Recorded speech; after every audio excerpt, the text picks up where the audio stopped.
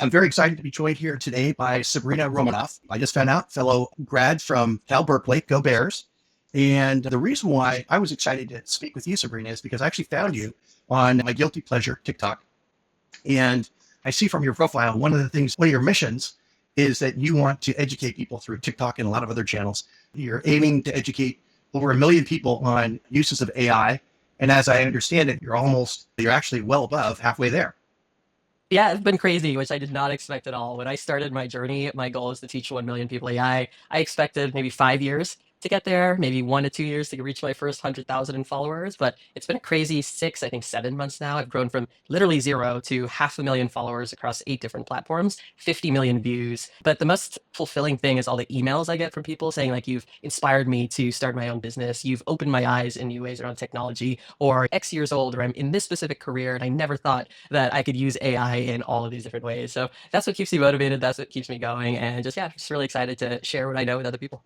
I don't know how you come up with so much content. We'll get into it because I know you have a platform called Blotato, but it seems like you're just a machine pumping out all kinds of interesting things about a variety of different AI applications. I'm curious, like, how do you find them all? Are you just doing Google searches or? My biggest philosophy around content creation is to do stuff first and then just talk about what was interesting. So, for example, like some of my videos this past weekend around using AI coding assistants to build apps for you, that's simply because I was testing them out and using them for Blotato. Like I was designing a whole separate user workflow and experience in Blotato, and I thought, hey, I'm going to try different coding tools to see which one works the best for designing this new front end and prototype. And then I just made videos about that because I was just doing it. And so a lot of my content is from me trying to do something, and then I naturally search for tools and what people are saying about those tools. Then I like to try them out myself, like for my own opinion, and then I simply share that with the world. Like a lot of the ChatGPT prompts I come up with, they're coming from a personal experience or need, or a friend asking me, or someone in my community asking me, like, how do you do this? And then I reply, but I also share it in the form of a TikTok video so other people can benefit too. So I personally don't like to spend a lot of time like sitting there trying to comb through a fire hose of data on Twitter or anything like that. It feels very artificial to me. I just try to do things with AI, then talk about it. And in the course of that process, I learn things, I make observations, I form opinions and share that. Oh, that's fantastic. Well, it's great content for any of the viewers. If you're interested in AI, I suspect you are. If you're listening to this, definitely go look Sabrina up on TikTok. You mentioned a lot of other platforms. Is TikTok your most popular one, or where else can people find you? Yeah, TikTok, Instagram, I do a lot of reels. I just started on Facebook. I have YouTube. I'm at 15,000 with that. My newsletter, sabrina.dev/p/free. That's where I host a lot of my free courses and resources. So free ChatGPT prompts, playbooks on social media automation, building chatbots, like all this good stuff. So that's where you can find me as well. LinkedIn as well. I just started Snapchat Spotlight and I also just started Pinterest. Oh, wow. Okay, great. Well, you got all the bases covered. Typically, what I like to do is just give a little bit of a background on the guests. I understand that you were born in the Philippines. We already talked about going to UC Berkeley. You started your own company, ended up selling that for about $10 million, right? And maybe you could shed a little light on what brought you to where you are today and a little bit on what the inspiration was for starting Blotato. Yeah, absolutely. After selling my company, I really didn't know what to do next. I would have never imagined I'd be doing today what I'm doing with content creation.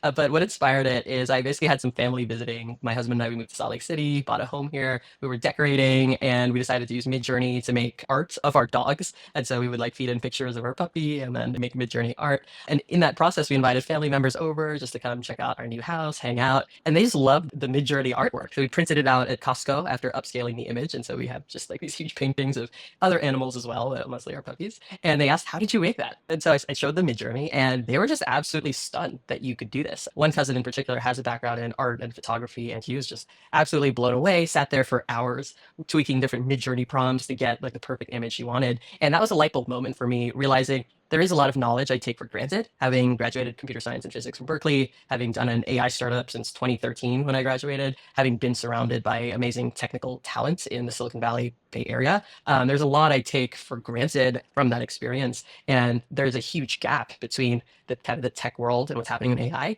and for lack of a better word, everybody else outside of that tech bubble. Most of my family, this was a year ago even, didn't know how to use ChatGPT or had never used ChatGPT. And the ones who had downloaded it downloaded the wrong mobile app. So like it was not the OpenAI, it was one of the other like scammy type of clones. And again, light bulb moments for me. Like there really needs to be a lot more education on the basics of AI, how you can incorporate it in your everyday life, even if you're not in tech. And so that's really what motivated me to just start sharing what I know. And it's been amazing, the reception, right? Like it's not something I could have predicted at all. Yeah. Wow.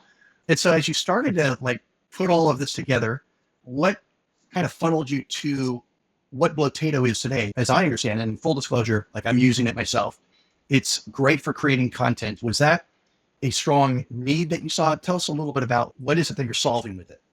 Yeah, and I will say that I never expected to build a product. So some people ask me, did I purposely build an audience first, knowing I'm going to build a SaaS product? The answer is absolutely not. Like SaaS products are a ton of work. If I wanted an easier path, honestly, I'd sell a course, make it once, and then not have to maintain it customer support. But Blotato came out of like my own need as a creator to scale myself. In early August, late July, I was paying for 5 or 7 different tools for content creation. And like I said, I'm on multiple platforms. I'm pushing out a high volume of content all the time. And it was really tough to do that. It was tough to keep being consistent with that level of volume and quality. So I started building like workflow automations in make.com to help me with specific tasks. For example, taking a YouTube video, pulling the transcript, running it through my ChatGPT writing prompt or my OpenAI assistants, and then pushing those draft social media posts into an Excel sheet, which then I could send over to Buffer and then schedule in advance. So those were like kind of the workflows I started building to scale myself as a creator. And then I showed people how to do it too. I made YouTube tutorials showing, hey, here's how you can take the YouTube video, repurpose it, add your own spin, your unique perspective, and then publish it. Here's how to take an article or blog and do the same. But people kept messaging me saying they're having a lot of issues setting up these workflow automations. It's not as easy as it sounds. A lot of And it's steps. there's a lot of steps, and then troubleshooting it and also iterating quickly on different prompts. Like maybe this didn't turn out quite the way you wanted. You want to change, go back and change something. It was just much more painful than it should be. I'm technical, so to me it was fun, but I understand now for a lot of business owners, you don't have time to like fiddle around with all that stuff. You just want a simple, streamlined app you can use to handle like 90% of your content creation needs. And so even though I initially just built it for myself to help scale and automate a lot of the work I was doing, people asked me, how can they do the same thing without fiddling around with workflow automations and having to set them up? So that was the birth of Blotato. And what's really cool is I built it with my community along the way. So August 1st, I believe I posted a TikTok video asking people like, hey, what do you think about this idea? And then within 24 hours, like hundreds of people commenting like, good idea, bad idea, here's why I would use it. Or like, here's what I'm currently doing today, duct taping different solutions to accomplish the same thing. And literally immediate validation, right? Because a lot of startups struggle with that. They build a product and then it's not the right product, or they don't have any validation from the market. But when you have a community, it makes that process much more streamlined, because you can literally just post a TikTok video or an Instagram post and get feedback within 24 hours. And so it's been a wild ride. I went on a lot of vacation this summer, so I wish my development process was a little bit faster. But I also filmed myself building the first version completely with AI. So that was really cool. That was in like early September, late August, and I used Cursor AI to build the very first MVP of Blotato. Did not touch the code at all. And so it's just been really fun, I think, documenting my journey and having my community collaborate with me at each step. Yeah, that's great. This audience, obviously B2B marketers. And one of our biggest challenges is, of course, getting content and doing it at scale, because we can have wonderful outreach processes. We can have the greatest tools, but if you don't have a steady stream of compelling, relevant content, you're dead in the water. And I'm curious, to what extent do you think Blotato enables B2B marketers to scale with regards to content? Yeah, I built it for that purpose, for any creator or business to be able to scale content creation, because it's so competitive nowadays to stand out. I think it was Neil Patel, but he did a survey earlier this year of creators, and their team estimated 4 billion pieces of content being pushed daily. 4 billion. So it's harder than ever from a marketing standpoint to stand out with high quality content. If it's generic and doesn't add much value, then nobody sees it. And so you don't want to waste your time pushing out a lot of that generic stuff either. The way I built Blotato to scale content creation is for you to be able to take any idea or source of inspiration. Like let's say it's a YouTube video about B2B marketing for 2025. You can plug that YouTube video into Blotato. It'll run it through an AI prompt and generate drafts for Twitter, Facebook, Instagram, etc. It even has TikTok video scripts, YouTube video scripts, all these things. And then you just take that time to add your unique perspective, like your unique spin, your 2 cents on each post. So it's 70%, let's say, AI and automation to get those drafts, and then add your unique voice as a business, like your unique perspective, your value add, and then push out the content and schedule it. And I really think that is the winning formula today, because I am seeing a lot of people just push very generic AI generated content in a lot of cases. And it's just really hard to stand out when you're doing that, when there's 4 billion pieces of content being created every single day. Yeah, it's a good point. I definitely agree. Like authenticity is key, which leads me to another question, which is for myself and others like me who've been doing this for a long time, we feel like oh, it's already been said. Other people have already said it, right? Like, how am I going to come up with something unique? What are you saying to people with that mindset? Is it worth their time to share something with their unique spin on it, even though they may think it's been said before? Yeah, I mean, I felt the same way when I started, right? I come from a technical background, did tech startups, and for me to make a TikTok video on how to write a basic prompt, it feels like that should already be common knowledge.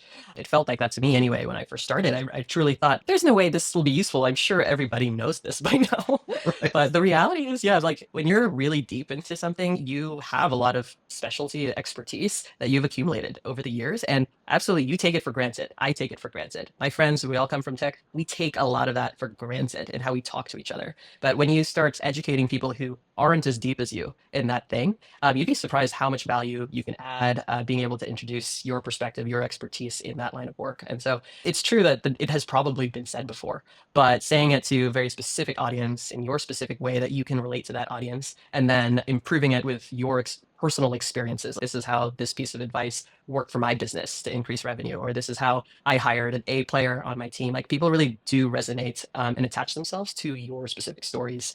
And so I wouldn't count it out just because people have said it before, because your unique story and experience is only for you. Like nobody else has gone through that exact same thing. So there will always be those little types of differences and nuances. And also the time period of the day is also different. Like we're talking about B2B social media now. It's very different today than 2013. Like 2013, when I started my startup, I also was doing cold outbound sales, enterprise sales. We'd get lead lists, have our automations. I think outreach.io is the hot thing at the time, Sure. Outreach and SalesLoft, set up the touch points and your sequences and all of that. And I'm not saying that's gone. I'm just saying like things around authenticity, social media, founder-led branding. Those are the new emerging things today that are working really well. Yeah, for sure.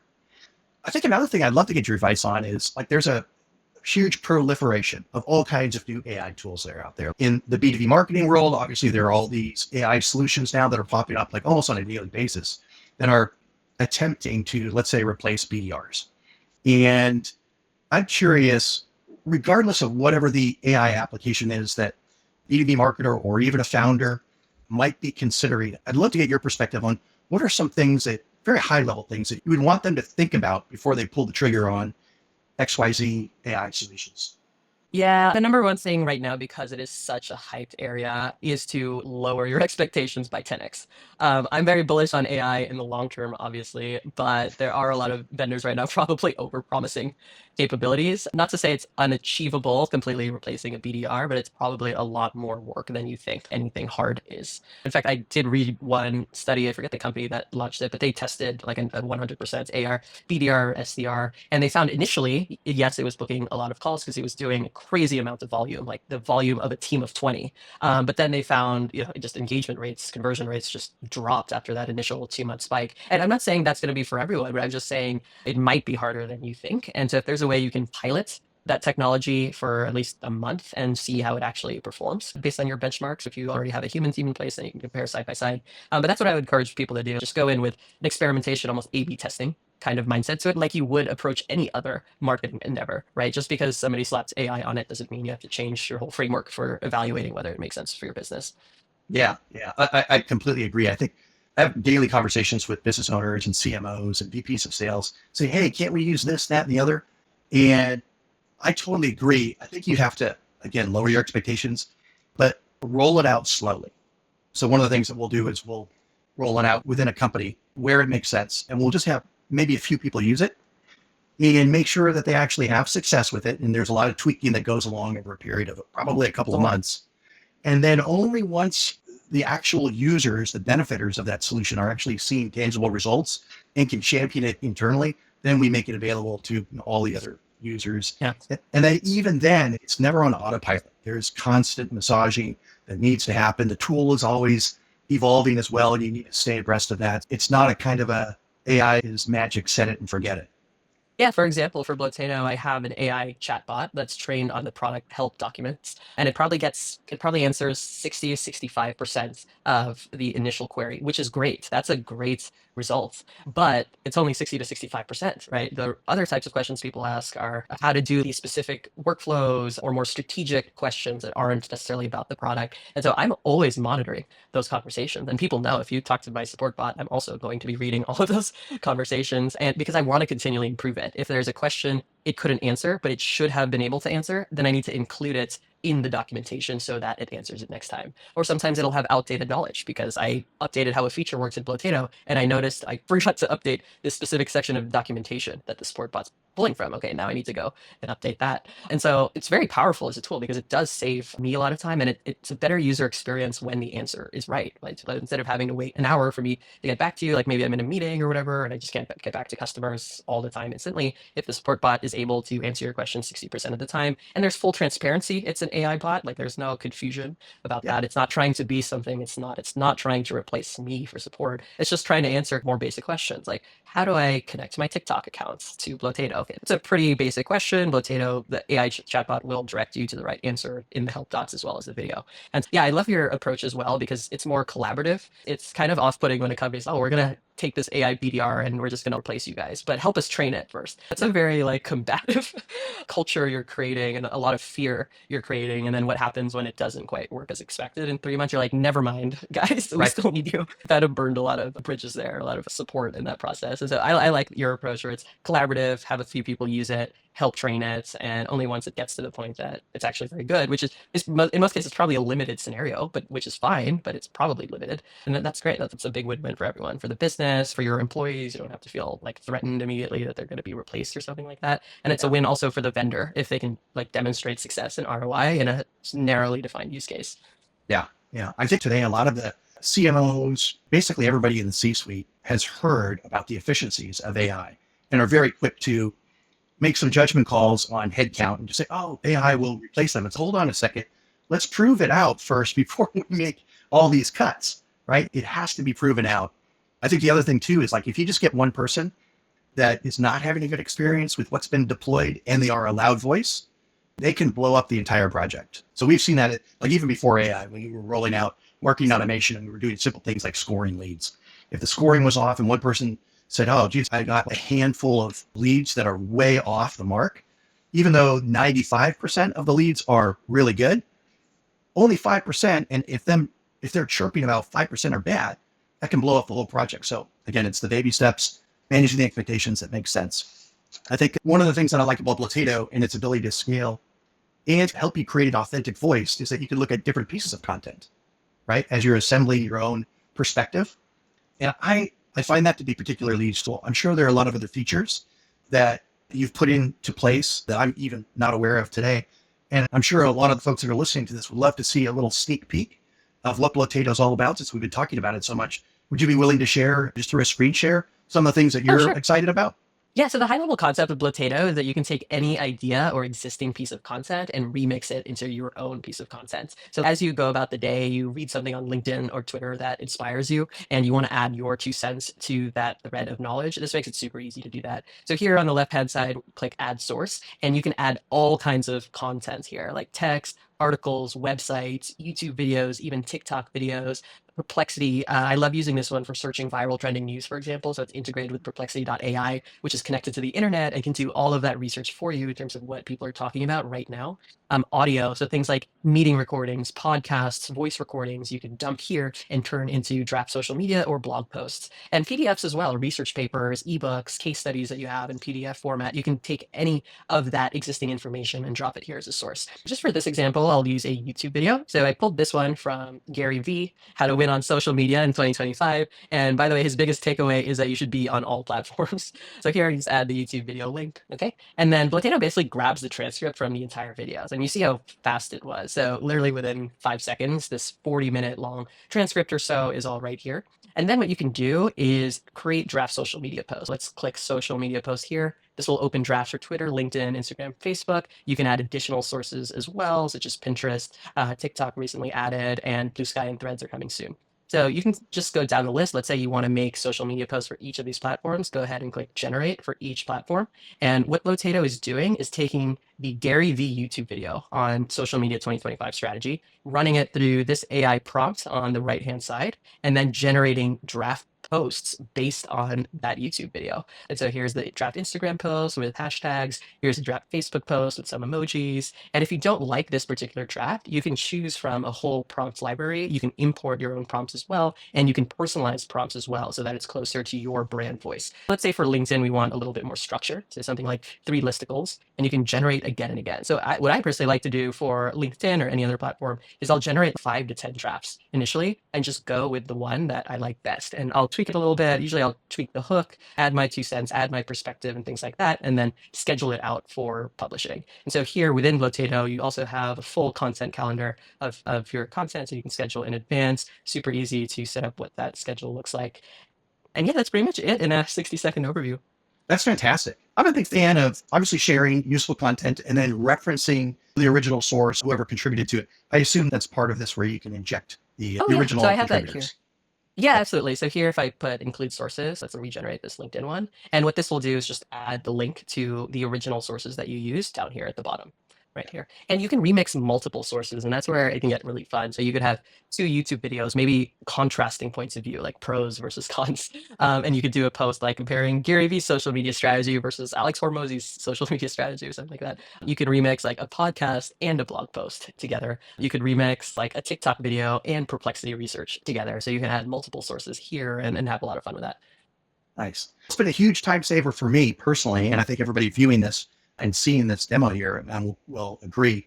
I'm curious, are there features in development, functionality that you're thinking about that you're particularly excited about right now? Yeah, so there is a beta version of faceless video generation within Blotato. I don't know if this will appear because this is 6 days ago. It might not be saved. Oh, okay, it did appear.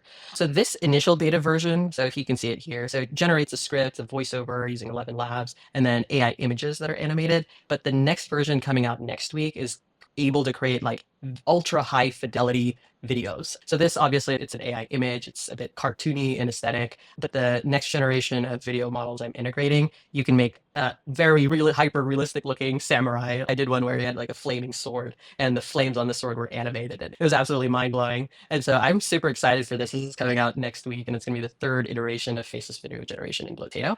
And why I am building all of this is because my vision is to be able to take any piece of content or idea and transform it into any other type of content. So you could take that Gary V social media video and then create a faceless video out of it, for example. And so that's the direction I'm going with Blotato. It's like a Swiss Army knife where you can do quite a lot. It just depends on what social platforms you're pushing to, whether you want to make a video, text, or image. It has AI image generation embedded as well if you want to create those types of images. So yeah, there's really a lot you could do and a lot more that I want to add. Wow. Yeah, it seems like the possibilities are limitless. Yeah. Thank you, Sabrina, so much for sharing. Very exciting tool. Can't wait to keep following you, hopefully on lots of different platforms other than TikTok. And in closing, is there anything that we haven't talked about or that you think that this audience should know? Anything in particular that maybe we missed? Yeah, I think for B2B marketing in particular, founder-led branding is a really interesting movement. And I would just expand that to say it doesn't just have to be the founder of a company. If you're already a really large enterprise, one way to do a little bit more of that personal branding, for example, is to have your VP customer success share a case study that they recently had, and he can add his own experience about what it was like to work with that particular customer. So things like that people love on LinkedIn. It's a combination of how we improve ROI or this specific KPI in this measurable way in this time period.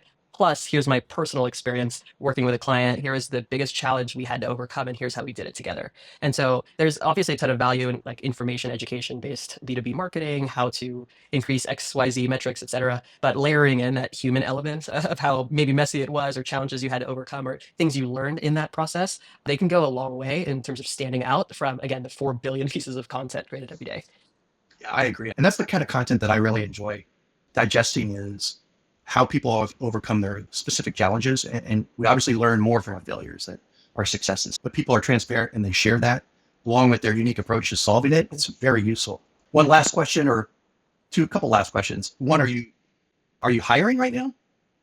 That's a good question. I'm actually very curious how far I can go alone. I don't have anything against teams or anything. It's just I'm really curious how far I can go alone because whenever I feel something is too manual, too tedious, then I'm like, okay, I need to think through how to automate this. And so I'm not really hiring right now. I just want to see how far I can take Blotato as well as my brand alone. I'm currently doing around 120 pieces of content per week with Blotato. My goal is to expand that to 200 pieces of content per week by the end of the year. So I have a few weeks. And it might sound like a lot, but what I've learned being on multiple platforms is you have very different audiences on each platform. Like people who watch my TikTok stuff don't usually follow me on Twitter or Blue Sky or Threads where I talk about my journey as a content creator. And so a lot of people ask, oh, but you're spamming your audience. But the algorithms have changed significantly in the past 5 years. It's all about the quality of that single piece of content. If it's not high quality, it's not going to be shown to that many people. And so you get a lot of at bats though, like TikTok, Instagram Reels, they're more forgiving. You can post 5 times a day and it's okay if all posts flop. You're not penalized for it. If anything, you have more data to work with. So you can figure out, oh, this is the type of content that's resonating with my audience. And yeah, that's my big goal for myself for the year. I just, yeah, not planning to hire anyone yet. Wow, that's ambitious. And based on how far you've come so far, I have no doubt you'll probably exceed that goal. Who knows? We might be talking to you in 5 years and you'll still be an army of one. We talked a little bit about it at the very beginning, but just to reiterate, what is the best way for people to reach out, collaborate with you? Yeah, absolutely. So my newsletter is honestly the best, sabrina.dev. And then once you subscribe to that, you get a welcome email from me. Just hit reply, and I literally read everything that comes through that email. If you're interested in scaling up content creation or building a brand, personal or business brand, feel free to check out blotato.com. And you can email me about that as well, sabrina@blotato.com, if you have any questions. Fantastic. And the last question that I close every one of these sessions with is when you think about scaling B2B revenue and doing it right, what is one important ingredient that comes to your mind? Definitely retention. I know marketing is powerful, but building an amazing product is also very powerful. And so it's very tempting and fun for me to just focus on marketing because I truly do enjoy it. It's really quite fun and creative for me. But building an amazing product is also a secret weapon. And so I think about that a lot. As much as marketing is, I always want to make sure that I am focused on building just an amazing, amazing product that people want to tell other people about. Terrific. Well, thanks again for sharing. Everybody who's listening, definitely go check Sabrina out. Go check out Blotato if you like what you saw. And we look forward to keeping in touch. All right. Thanks for having me. You bet.